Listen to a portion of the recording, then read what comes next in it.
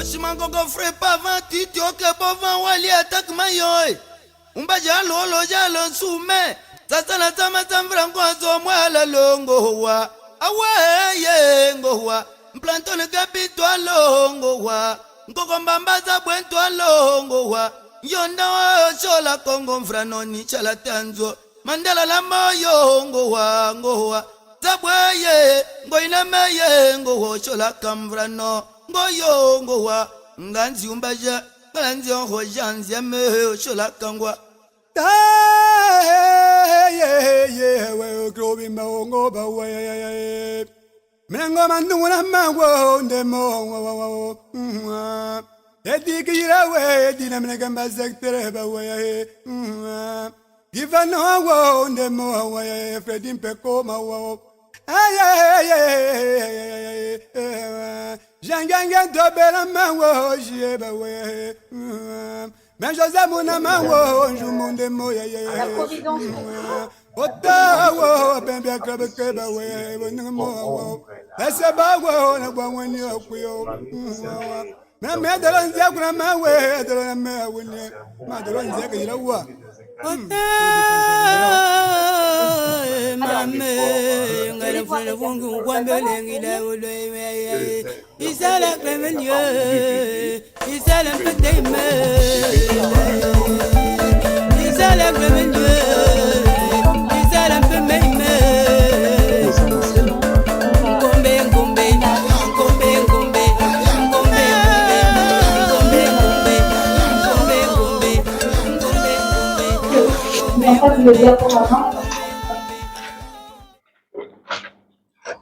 Origine du pays origine du pays africain Congo-Zaïre, Franck-Louis Boulan-Simila, détenteur d'un master en théologie fondamentale, ainsi que d'un master en philosophie politique et éthique.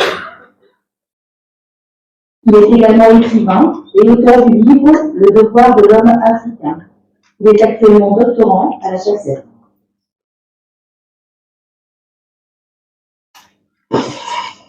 Oui. Merci pour la parole accordée. Autre temps, autre mœurs, pourrait dire comme Cicéron.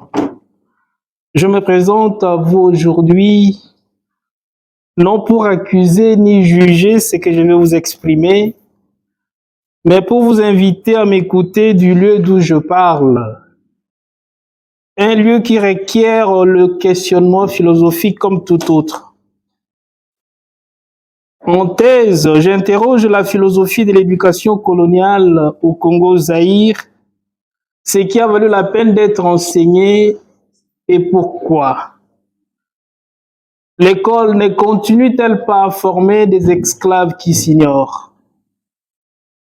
Tel est là l'enjeu philosophique, éducatif et humain si on oublie ou ignore de rompre avec le système d'éducation coloniale.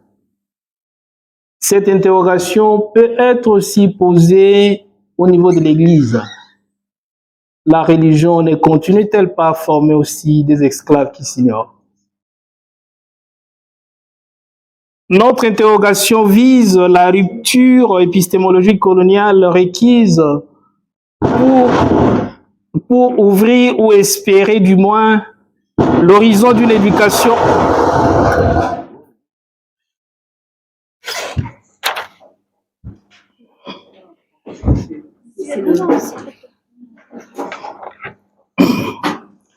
Notre interrogation vise la rupture épistémologique coloniale requise pour ouvrir ou espérer du moins l'horizon d'une éducation pour l'indépendance et l'indépendance en éducation. Il n'y aura vraiment pas d'indépendance réelle sans indépendance éducative, mentale. L'indépendance politique est d'autant mieux acquise et vécue que le système d'éducation est indépendant. Je me situe au croisement de l'école et de la colonisation. C'est de ces lieux que je compte vous parler, qui est celui du corps et de l'éducation. Ma conférence s'intitule ainsi « Le corps colonisé des apprenants et la finalité éducative. Que dire du corps colonisé des apprenants par rapport aux fins éducatives? Telle est ici la question. 2 points articulent notre propos. La discipline scolaire et l'idée du corps colonisé. La discipline atypique est l'épiphanie de la perception du corps colonisé des apprenants au Congo dit belge. Je passe au premier point, la discipline scolaire. Commençons par une citation et d'un ancien élève de l'école coloniale, Esanga Tolongo, devenu docteur en sciences de l'éducation et professeur ordinaire. Je cite, « Et à notre époque, il faut que je souligne, la pédagogie de la sanction corporelle existait. » Fin de citation. Si les coups de bâton se raréfiaient, c'était pour faire place à des formes de punition pas plus réjouissantes. Une grande variété de punitions, mais point de variété dans le déplaisir, la douleur, la souffrance. Il fallait que le désir d'apprendre fût chevillé au corps pour résister à semblable traitement. La pédagogie de la sanction corporelle serait même extrascolaire. Pas seulement un corps enseignant qui l'appliquait, mais même une autorité civile, s'il en avait été besoin. Pour former des ouvriers dociles et non des sujets instruits, l'instruction ne suffit pas. Il faut discipliner le corps des autochtones apprenants. Aussi, la discipline ici a été considérée comme une partie essentielle de l'éducation et même la base des programmes scolaires. Une discipline qui était très sévère, rigoureuse, orientée vers une soumission totale. Reprenant les orientations de Louis Franck, alors ministre belge des colonies de 1918 à 1924, l'historien belge Marc Poncelet estime que l'éducation coloniale semblait être un dressage. Les écoles des autochtones au Congo dit belge seraient conçues pour ressembler aux écoles de villes européennes des XIIIe et XIVe siècles, où primait le dressage des masses. Une discipline quasi militaire cherchait à briser la volonté des éduqués et rendre leur corps apte à exécuter les tâches à assigner. Aussi, on y voit un dressage. De fait, partant de son étymologie anglaise, pour Kant, dans ses réflexions sur l'éducation, to dress, dresser signifie habiller. Et habiller veut dire civiliser, rendre propre, apparaître, en un mot polir. En ce sens, l'éducation en tant que dressage s'impose de l'extérieur. Elle ne vient pas du sujet à éduquer, de sa volonté. Aussi parle-t-on du dressage des animaux, car l'éducation s'impose de l'extérieur sans tenir compte de la volonté ou brisant la volonté s'il en est une pour les animaux. Le dressage est une forme inférieure de l'éducation. Le Congo l'aura connu. D'où une discipline stricte dans l'éducation qui devra confiner au dressage. Pour faire des corps apprenants, ces ouvriers dociles à exécuter des tâches sans véritablement capacité de jugement ni de pensée. Et un esclave, au sens de Platon, c'est quelqu'un qui exprime les idées d'un autre par ses actions. La base de l'éducation semble être la discipline et les exercices militaires. Disposer les corps colonisés des apprenants, tel celui d'un militaire, est une garantie de la docilité. Ce qui montre la connaissance de l'importance du corps dans cet enseignement. Et c'est le point 2, la perception du corps colonisé des apprenants. De nouveau, une citation. Je cite, « L'emploi des techniques de dressage quasi-militaire pour traiter les enfants congolais, les réduire au silence et pouvoir leur enseigner était peut-être plus présent encore que dans le foyer national et était clairement un facteur porteur dans la vie scolaire. » Fin de citation.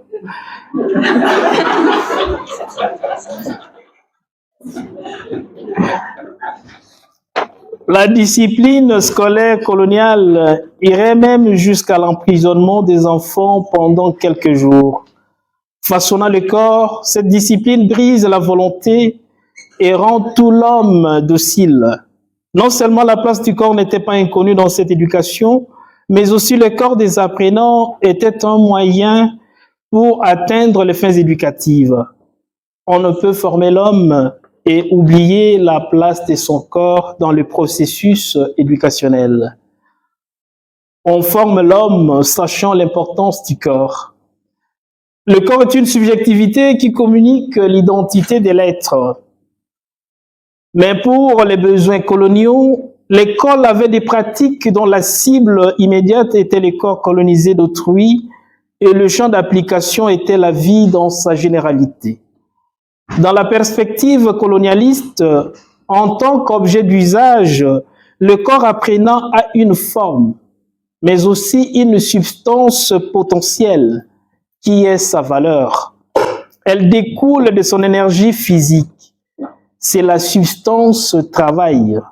Le corps colonisé est ici une matière énergétique.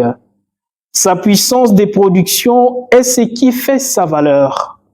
Aussi, l'éducation coloniale était centrée sur le travail manuel et la récolte des produits agricoles. Le travail manuel était une forme ordinaire de punition. Telle est la première perception et porte d'entrée du corps dans le processus éducatif colonial. Sa deuxième perception et porte et voie d'accès, de par son statut d'objet d'usage, est de ne plus s'appartenir. Ce n'est pas parce qu'on est apprenant qu'on est maître de son corps. Le corps apprenant est un corps-objet appartenant à un autre que soi-même. Juridiquement parlant, il n'a pas le droit d'avoir le droit de s'appartenir. Aussi, les Congolais arrivés en Belgique qui rêvaient étudier le droit ont plutôt tous fait la pédagogie, utile à la colonie qui n'a pas besoin de juristes ni d'historiens noirs de peau. Le droit et l'histoire seraient porteurs de subversion dans la colonie. On étudie pour l'autre, non pour soi ni sa société, et ce que l'autre veut que l'on étudie, et non ce qu'il faut selon ses facultés intellectuelles. En plus, pour aligner les Belges à son œuvre coloniale, Léopold II, propriétaire des biens et des hommes du Congo dit belge, va décider de son palais, comme Hegel a décidé de son salon de nous exclure de l'histoire, ainsi que le dit si bien un certain Augustin Mutual, d'exposer les richesses de sa colonie. Des biens et des hommes, même apprenant qui ne s'appartiennent plus, vont être débarqués de force pour s'exposer, exposer leur corps et leur mode de vie dit barbare. Le corps colonisé des apprenants peut devenir un zoo humain selon le vouloir ou la finalité éducative circonstancielle du premier et véritable responsable de l'éducation coloniale au Congo. En conclusion, l'importance du corps n'était pas inconnue ni méconnue au début du XXe siècle dans le processus éducationnel, du moins au Congo dit belge. À l'époque, le corps est une subjectivité sans identité de l'être, une matière énergétique n'appartenant plus à la personne colonisée, fût-il apprenant. Il n'avait pas le droit d'avoir le droit de s'appartenir. Il s'agit d'avoir une emprise, il s'est agi d'avoir une emprise totale, tant sur les esprits que sur les corps des apprenants, fondée sur une discipline atypique. La finalité de la pédagogie des sanctions corporelles était de former des ouvriers dociles et non pas des sujets instruits, un esclave au sens platonicien du terme. ont formé tout l'homme, et c'est tout l'homme, corps et âme, qui participait à la réalisation des objectifs de l'éducation et même de la colonisation. Y a-t-il un changement aujourd'hui? Je dis et je vous remercie.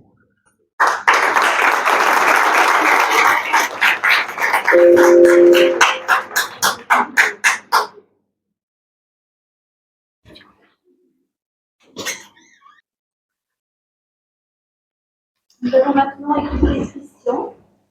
Christian Tsinga est doublement certifié pour enseigner les mathématiques en français et en anglais. Il intervient dans le secondaire, en école d'ingénieur et à la FACET.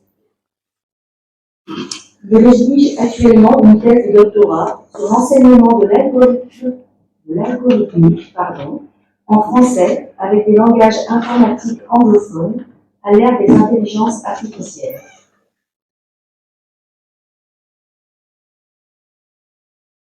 Merci. Mes salutations à toutes et à tous. Je vous remercie pour ce temps qui m'est accordé pour discuter de la corporéité et des algorithmes. Il s'agit en l'occurrence de la place du corps, du gestuel, du langage, l'activité cognitive, dans les activités liées à l'algorithmique en classe de mathématiques. Autrement dit, la place des interactions humaines entre élèves lors de la résolution des problèmes, entre l'enseignant et les élèves dans le cadre de l'institutionnalisation comme processus d'acculturation en faveur de la culture mathématique. Cette question nous conduit à mener une enquête qui interrogera les médias, conformément à la théorie anthropologique du didactique de Chevalard, donc les productions d'élèves, les productions d'enseignants, les manuels scolaires, visuels, audiovisuels, revues et autres publications. La question centrale étant, qu'est-ce qui apparaît lorsqu'on introduit les intelligences artificielles génératives dans les situations d'enseignement, de l'algorithmique en français avec le langage informatique anglophone tel que Python. Une première observation sur le terrain, on constate que l'usage simultané des intelligences artificielles et de l'algorithmique avec Python peut se justifier dans le cas des situations de problème, ce qu'on appelle aussi situation adidactique dans la théorie des situations didactiques de Guy Brousseau, ce qui nécessite de la part de l'élève une enquête. Le cadre théorique est celui de la didactique des mathématiques. Et donc, avec l'épistémologie constructiviste, je pense particulièrement à Piaget, interaction avec le milieu. Je pense aussi à Vygotsky pour les structures sociales dans la co-construction des savoirs et bien sûr l'héritage de l'idéalisme kantien et hegelien, entre autres la subjectivité de la relation sujet-objet. Principalement, la théorie des situations didactiques, donc la dialectique d'action, la dialectique de formulation, la dialectique de validation et d'institutionnalisation. La théorie anthropologique du didactique de Chevalard pour étudier l'activité humaine en termes de praxéologie, non pas seulement logos, praxis et techné, mais aussi le quadruplé, tâche, simuler une situation probabiliste, technique, programmée en Python, conformément au bulletin officiel. Et un programme Python, c'est quoi? C'est simplement des entrées, un traitement et une sortie. Donc input, process, output. Les technologies, ici, le terme technologie veut dire la justification mathématique d'une simulation. Également, la théorie. Ici, la théorie, c'est les probabilités conditionnelles. L'activité humaine, telle qu'étudiée dans la théorie anthropologique du didactique de Chevalard par rapport à la machine, intelligence artificielle générative, est une activité qui n'est rendue possible que par le corps. Ce qui justifie ici l'emprunt de la terminologie corporéité que j'emprunte à la phénoménologie de Merleau-Ponty. Alors, à cette question, qu'est-ce qui apparaît quand on introduit les intelligences artificielles? Je ne peux pas traiter cette question sans mobiliser les outils numériques. Et je pense particulièrement à Laurent Tessier, ici présent, qui a travaillé sur les trois paradigmes en pédagogie numérique. Les EdTech, Education Technologies, les TIS, qu'on appelle ICT en anglais, Information and Communication Education, Information and Communication Technologies for Education et les humanités numériques, Digital Humanities. Cette question, ce qui apparaît quand on introduit simultanément les intelligences artificielles et Python, m'a amené à interroger les médias, donc les revues, en l'occurrence la revue Tangente. J'ai regardé un petit peu sur YouTube les sujets de grand oral et j'ai observé ce qui se passait en classe de DNL, mathématiques anglais. Une des situations récurrentes qui a retenu notre attention est celle du paradoxe de Monty Hall.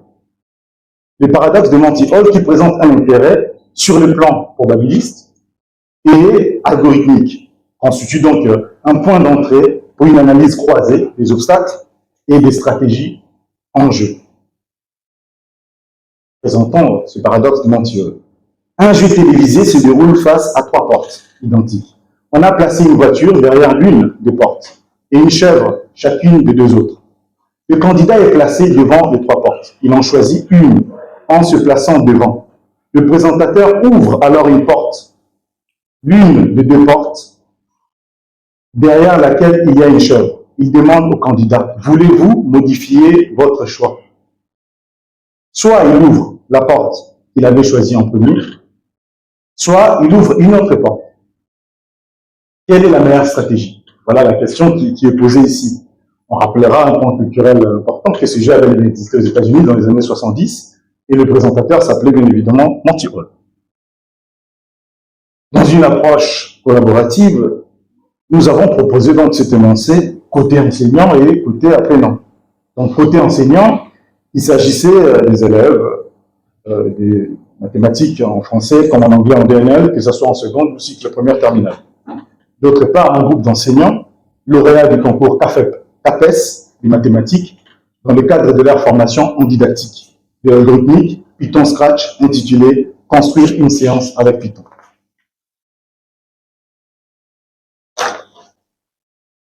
Quelques résultats pour mesurer votre curiosité en la matière. D'abord, le premier résultat, c'est l'adaptation linguistique. Côté enseignant, certains enseignants ont estimé que le programme informatique présenté dans la revue ne correspondait pas à leurs attentes en matière de scénario pédagogique. Ils ont alors eu recours aux intelligences artificielles génératives et ils ont généré un programme beaucoup plus adapté à leurs besoins. Ils ont pu adapter le programme par rapport à leurs besoins pédagogiques. Donc, grâce à l'interaction homme-machine ici, ChatGPT a permis d'accéder à une littérature plus large, notamment la littérature anglo-saxonne, dont les méthodes d'organisation des savoirs peuvent différer de la didactique des mathématiques telle que connue dans le contexte francophone. Deuxième résultat, avec ou sans IA, les interactions humaines demeurent. Tout au long des dialectiques, de formulation, de validation, les élèves échangeaient.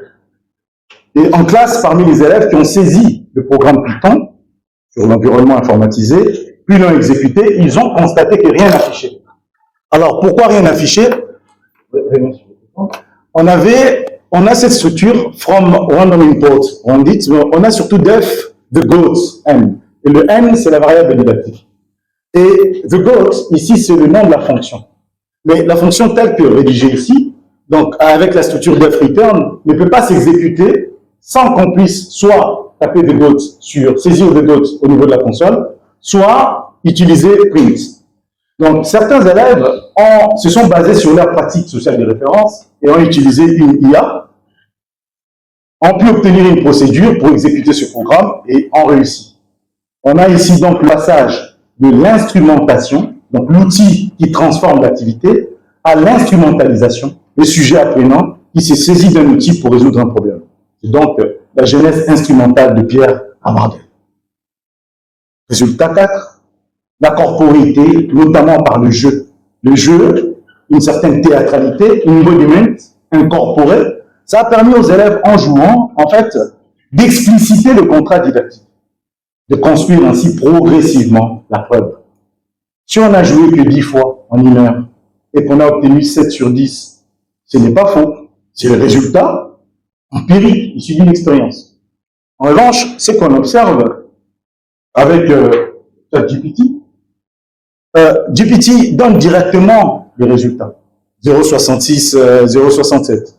Mais la question, c'est qu'on n'obtient pas, quand on joue, les groupes n'obtiennent pas ces résultats-là.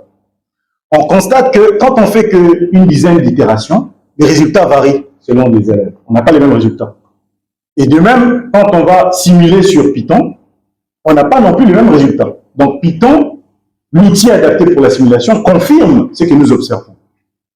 Et on ne peut pas jouer 100 itérations en classe, il nous faudrait 10 heures juste pour le jeu. C'est plus possible. Et là, on comprend l'importance de l'outil ici de simulation Python. Python est très formel. Certains élèves préfèrent GPT, puisque le langage d'entrée, bon, ça peut être une hybridation des langues, langages. C'est pas très formel. Mais l'importance de cet outil adapté, c'est qu'au bout de 10 millions d'itérations, on atteint les biens convergence. C'est comme si on avait la limite en plus l'infini. Et donc, on converge vers 2 tiers. Et donc, l'environnement Python ici, rigoureux, va respecter la variable didactique, les variables didactiques. Voilà, donc, par rapport à ces résultats, l'IA peut altérer la construction de la preuve. En ignorant les variables didactiques, on peut se poser la question si l'IA peut être considérée comme intégrable dans un milieu didactique. Je vous remercie.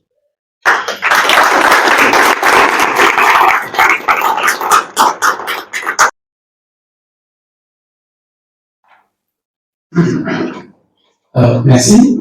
J'ai une question pour Francky et une autre pour Christian. J'habite de l'autre côté de la Manche, donc le crossover que vous faites en prenant le ferry ou en prenant le tunnel sur la Manche d'une façon traditionnelle m'intéresse beaucoup. Les Britanniques ont des particuliers qui sont très faibles en mathématiques. Même si, entre dans les écoles, les enfants n'aiment pas les maths, et même si, effectivement, les informaticiens sont très forts dans tout ce qui est programmation et le reste. Alors, ne pensez-vous pas qu'on va avoir alors ce qu'on craint toujours, cette rupture ou le digital divide, et comment est-ce que vous, en tant qu'enseignant, un peu très haut dans la réflexion que vous l'avez faite tout à l'heure, comment vous allez nous résoudre ce problème-là, nous, en tant que parents, où nous ne sommes pas aussi perdus, nos enfants, par exemple, surtout, comment est-ce qu'on va faire pour faire ça, pour Francky, non, merci. Je venais de terminer un livre sur Edmond Morel. Edmond Morel qui a créé en 1904 le Global Reform Association contre le problème. Et là, il y a une page sur les eaux humains. Mais je n'avais vraiment pas pensé connecter ces eaux humains avec toute la gymnastique ou les punitions corporelles que tous avons encaissées depuis nos enfances avec des fouets, je ne sais pas combien sont là. Alors, avant un peu comment fonctionnent nos états aujourd'hui, nos systèmes éducatifs aujourd'hui. Pensez-vous que, parce que ces systèmes-là n'ont pas changé, hein, ce sont des systèmes coloniaux qu'on a encore adaptés. Pensez-vous que ça a eu un impact sur notre façon de penser ou d'être homme et citoyen, parce que nous sommes reconnus comme étant des sociétés à valent plus de théorie qui innovent. Et quand vous allez de l'autre côté, quand elles avaient la manche, le système éducatif là apprend plutôt à ne pas avaler, mais plutôt à être créatif. Et quand vous regardez dans le système colonial britannique, vous avez ce qu'on appelle l'hilaire de rôle. Donc, ça fait moins de fois. Est-ce que pensez-vous, et si oui, que faire pour qu'on puisse avaler le contact créatif? Merci. Alors, challenge, messieurs. Merci beaucoup. C'est quand même marrant qu'un Britannique vienne poser des questions sur les IA, alors que c'est Alan Turing qui a provoqué tout ça, avec Imitation Game. Je vais fermer cette parenthèse. Ce qu'on peut dire, c'est que dans la posture du chercheur, je ne peux pas dire aux parents ce que les parents peuvent faire. Et si je peux rappeler le cadre théorique de ma recherche, je suis dans la didactique, dans la didaquée. C'est-à-dire que ce qui m'intéresse, moi, c'est d'observer les conditions et les contraintes d'un tel enseignement. Et ensuite, essayer de reproduire ces conditions-là de manière optimale dans la co-construction des savoirs. Et ça peut aider, ça peut éclairer les communautés de recherche, mais aussi les formateurs d'enseignants. Je vous remercie. Je ne sais pas si c'est une minute ou... Vous avez vu le corps qui monte là?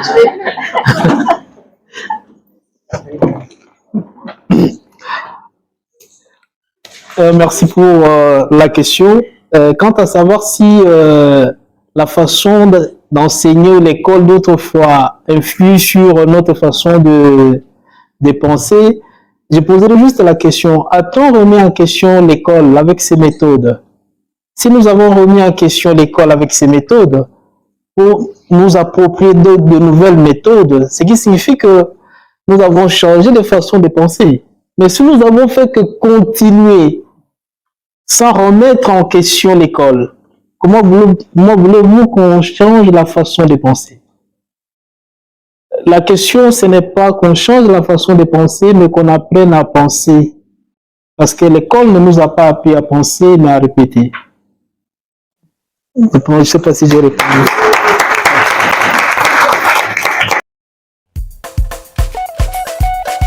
Makambo bébé, Eric Mbeli Mbeli, ingénieur tonton Ibouli.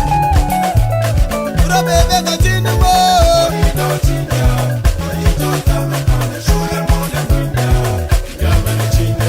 Latini les bana.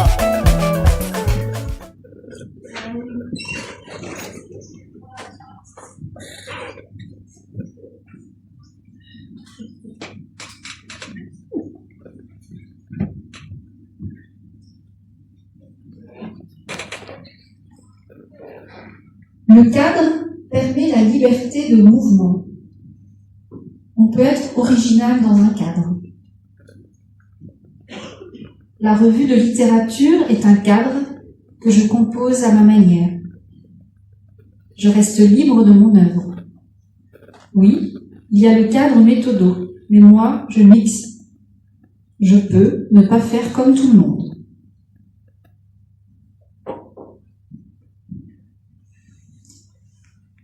La vie réelle continue et rentre dans le cadre de la recherche, parfois par effraction, à un moment de grande inspiration.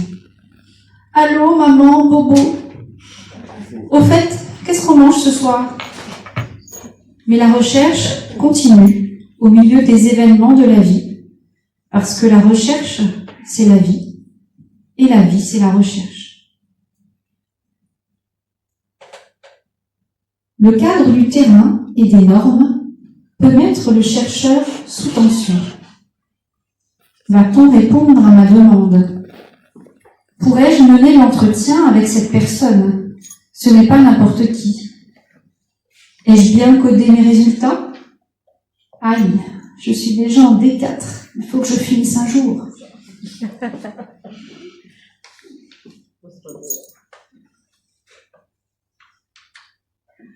Toute la question, c'est l'équilibre. Il nous faut tenir la triangulation des cadres.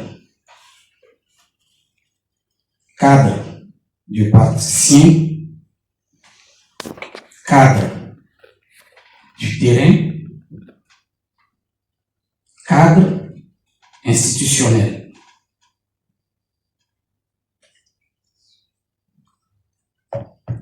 Mais il y a aussi le cadre de l'école, le cadre du chercheur et le cadre de la famille ou de la communauté. Un vrai défi. Petit à petit, l'oiseau fait son nid. Petit à petit, le doctorant écrit. Mais jamais il n'en a fini.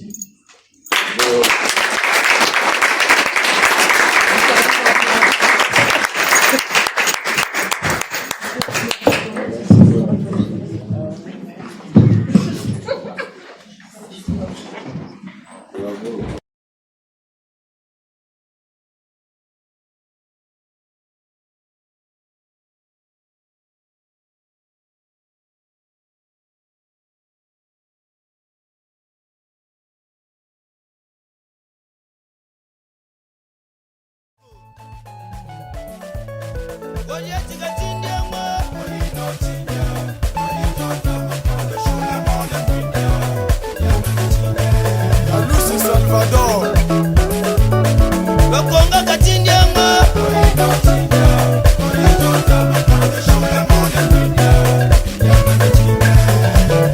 Kashi Roberto Idesi Pembe Katindianga